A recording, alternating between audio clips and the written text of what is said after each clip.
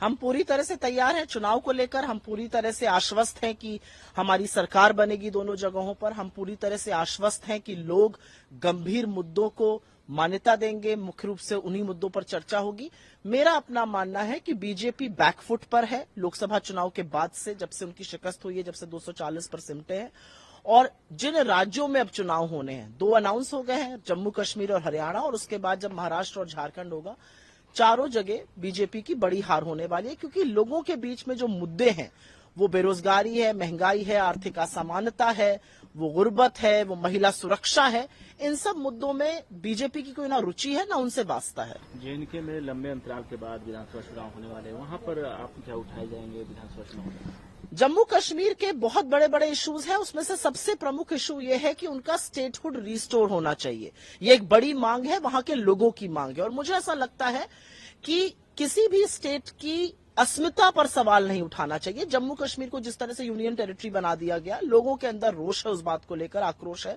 जम्मू कश्मीर की statehood restoration की मांग है। जम्मू कश्मीर में बेरोजगारी बहुत बड़ी बात है। जम्मू कश्मीर में जिस तरह से इंफ्रास्ट्रक्चर की जरूरत है, वो एक चीज है। और सबसे बड़ी बात जम्मू कश्मीर में एक और है, बेरोजगारी की। सेब की फसल की प्रॉब्लम्स हो रही हैं। बहुत सारी और भी समस्याएं हैं, लेकिन मुख्य रूप से जम्मू कश्मीर में जम्मू कश्मीर के लोगों की आवाज की जो सरकार है, वो बननी चाहिए और वही बनेगी। हरियाणा में आप लोगों की तैयारी सभी सीटों पर है? पर हरियाणा में हम बहुमत नहीं, प्रचंड बहुमत हासिल करने जा रहे हैं। गठबंधन यानी कि आम आदमी पार्टी के साथ नहीं रहेगा आपका विधानसभा चुनाव में? मेरा अपना मानना है, बहुत सारे फैसले शीर्ष नेतृत्व लेता है, लेकिन हरियाणा में हम अपने बल पर प्रचंड बहुमत हासिल करने जा रहे हैं। एक दूसरा विषय कलकत्ता से जुड़ा हुआ है। जिस तरीके से लगातार टीएमसी के चाहे वो सांसद हो या मुख्यमंत्री पर बीजेपी की तरफ से सवाल उठाए जा रहे हैं, हालांकि पश्चिम बंगाल की मुख्यमंत्री पदयात्रा भी करने वाली, इस मसले को लेकर मामला सीबीआई को सौंप दिया गया, पर आरोप प्रत्यारोप का भी दौर जो है लगातार जारी है। मुझे ऐसा लगता है कि एक औरत के साथ इतनी बर्बरता हुई है, एक औरत जो कि मतलब आज सड़क पे भी औरत सुरक्षित नहीं है, एक पढ़ी लिखी डॉक्टर अपने अस्पताल में सुरक्षित नहीं है। इसके बारे में गहन चिंता होनी चाहिए। चिंता ये होनी चाहिए कि ये हैवानियत दिन ब दिन बढ़ क्यों रही है।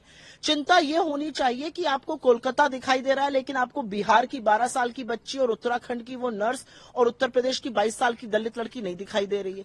चिंता बहुत सारे मुद्दों पर होनी चाहिए। देखिए, महिला सुरक्षा, महिला अस्मिता, महिलाओं के हक पर राजनीतिक चश्मा मत लगाइए। जहां पर भी गलत हो वहां पर बोलिए। आप हाथरस पर चुप रहते हैं, आप लाल किले की प्राचीर से कहते हैं महिला सुरक्षा, और आपके कहने के कुछ घंटों के बाद इस देश की बेटी बिल्किस के जो दोषी हैं वो रिहा कर दिए जाते हैं।